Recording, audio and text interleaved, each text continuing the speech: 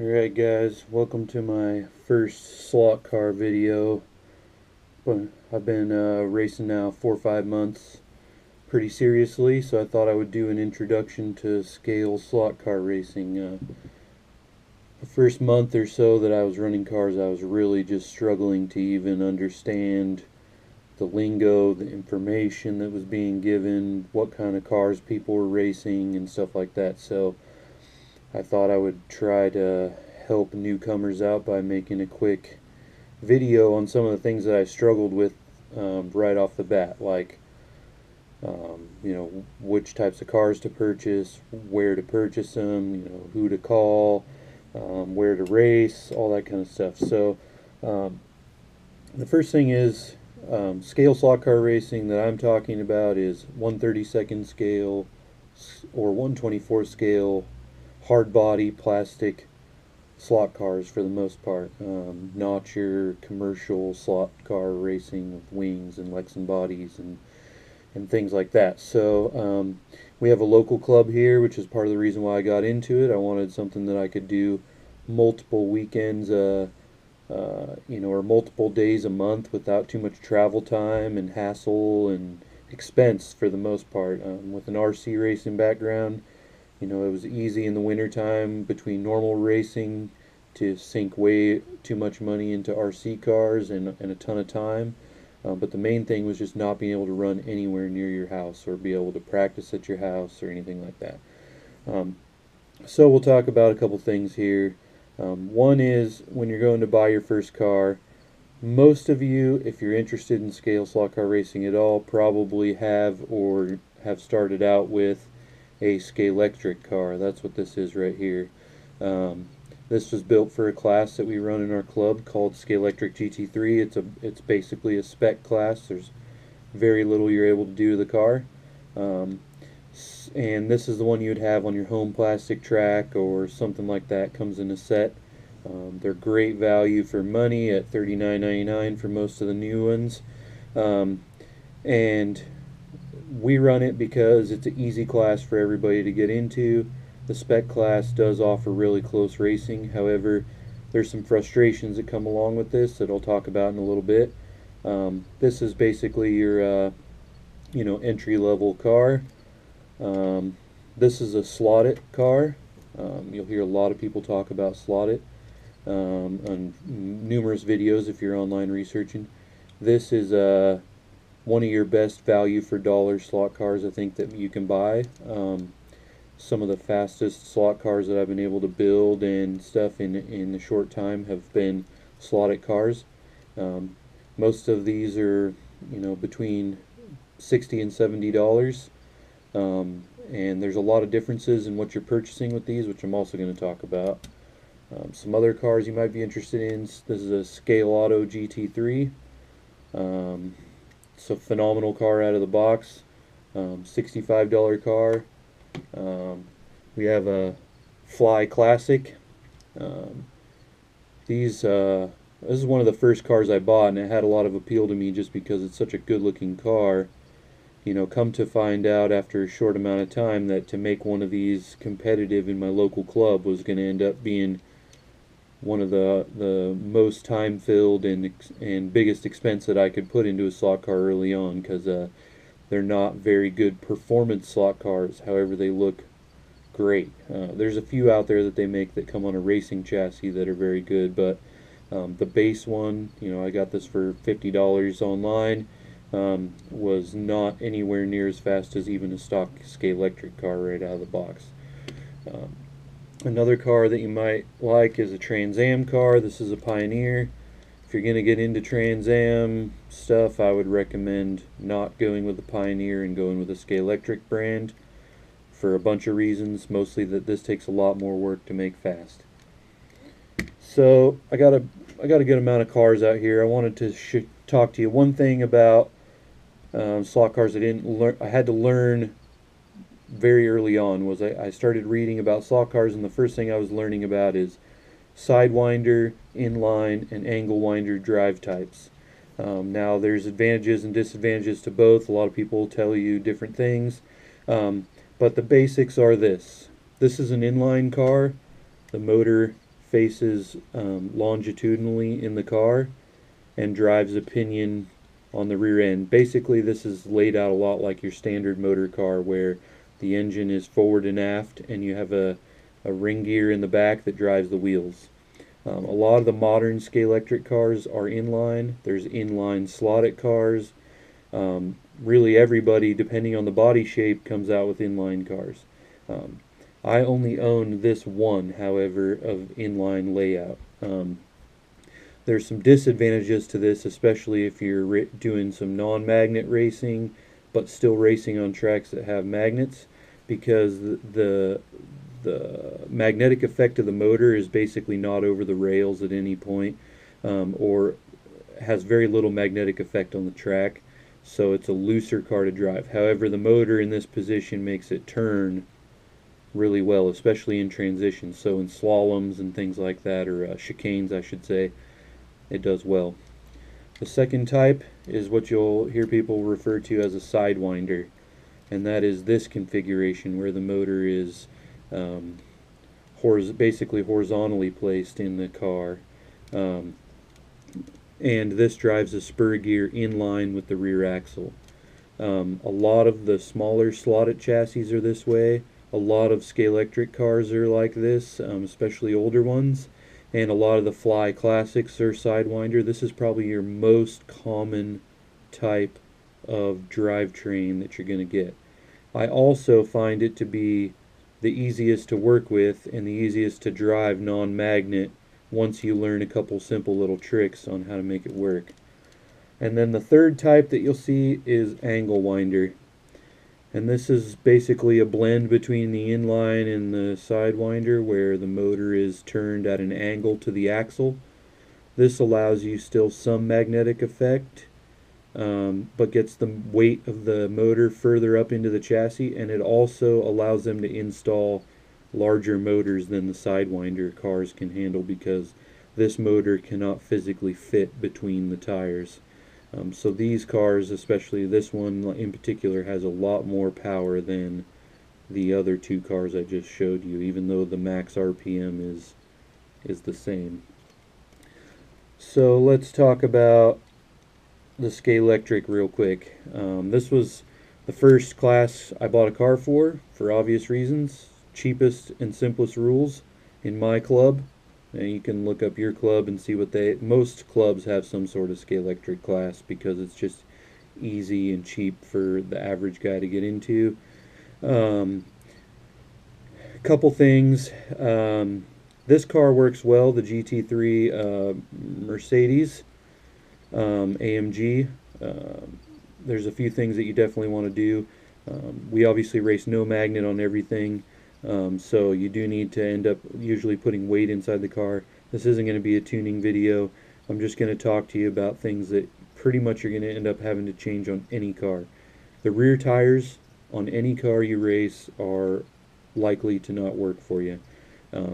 The tires that come out of the box are basically just for show.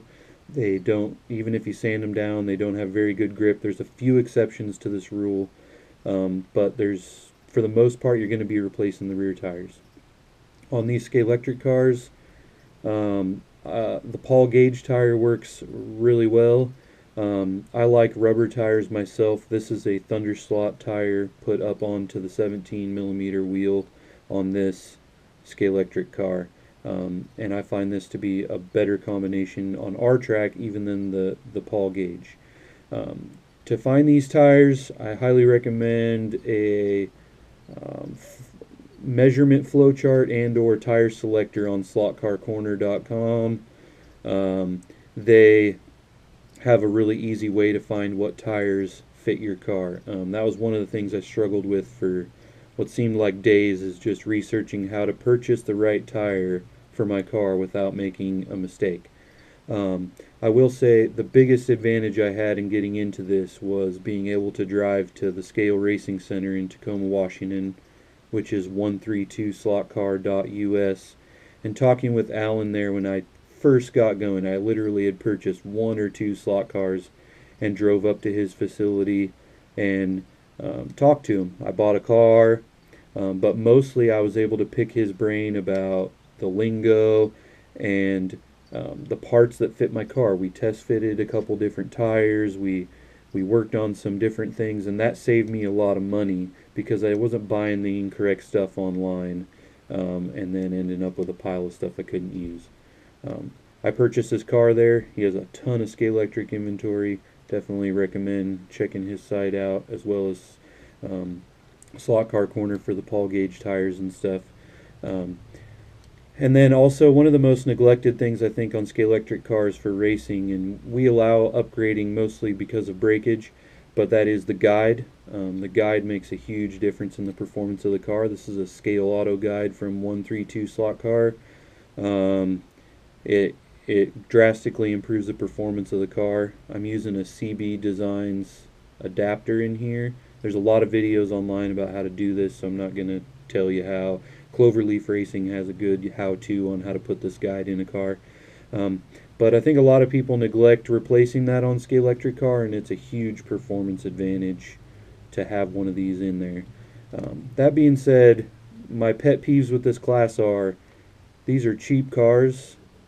The one that you pick to start with will make a big difference in your success rate. I happen to only have 2 Scalextric cars, and one of them was a good platform for racing. But they are not all created equal, and even the same car bought twice a lot of times isn't the same. And that's really one of the problems with this class and with these cars, is that they aren't all created equal, and really no car in the slot car hobby is. As you'll find out, the more you get into it, the more tinkering you're doing and things like that. So some of the success in this class just comes down to purchasing the right car. This car, the AMG Mercedes, and I would say the McLaren MP4 are the 2 top choices for our club. The MP4 being a Sidewinder, and this of course being an inline. Either one of those cars is probably going to do pretty good for you once you change out the rear tires. And I would recommend a guide, of course. 2 is, I moved on from that to purchasing some Slot.it cars. A lot of the classes that we run, Slot.it cars fit in. The nice thing about getting into Slot.it cars is there's a huge interchangeability of parts. They come with aluminum rear wheels, which you'll find out really quick with the Scalextric car again and others, that the wheels make a big difference in the performance of the car and how round the tire is. And we'll talk about some of that more also. But so the nice thing is you can kind of interchange some parts on these kits and do some tuning and stuff and have them be easier on the wallet, because you buy one set of gears and they can work on all of these different cars, which is pretty nice. Or you buy you get a motor pod, and you can put it in any 3 of your, or 4 or 5 or 10 of your Sidewinder Slot.it cars. It's just going to drop right in. And a lot of cars use Slot.it pods in general, but that's a whole different ball game. So some Slot.it cars. The main points, like I just talked about, are you get aluminum rear wheels, you get a much lighter weight body. This is obviously a super low profile body, but this body compared to the Scalextric body is not even on the same planet as far as performance orientation. This one is thinner plastic, the interior is thinner, there's less detail, of course, there's no lights, but it does serve its purpose in being a performance slot car by having a much lighter body. And the performance difference is huge. This is a 21.5 motor, so 21,500 RPM. That's what most of the Slot.it cars come with. This is more than enough for almost any track to go really fast. I think a lot of people get concerned about power right out of the box with slot cars, and some of the fastest cars I have are ones that I've actually put less motor in because they're just easier to drive and smoother. But these cars perform really well with the motor it comes with. So you don't need to do a lot. Okay, next thing is the basics of getting a car to work pretty good. I wanted to talk about. You're going to need some tools to get going well right out of the box. One is going to be something like this. This is just a really simple setup block, one that I actually wouldn't recommend purchasing because it's only 7 millimeters thick. And if you do a lot of wood slot track racing, a lot of the guides you're going to be using are 8 millimeter, which means you can't have this sitting on the table and have your car sit flat in this block. So that's a big problem. But picking it up off the table has worked for me for now. I have some other nice workstations, so this has gotten me through. But these cars have front adjustable axle height on them. To get that correct, you're going to need something like this where the car can sit down in the block and you can physically see the contact patch of the wheel. It's much easier with the body off, of course. And you can set that axle height and make sure that the guide is fully seated into the slot. You can see here it's coming out the bottom of this block. The guide is sitting flat.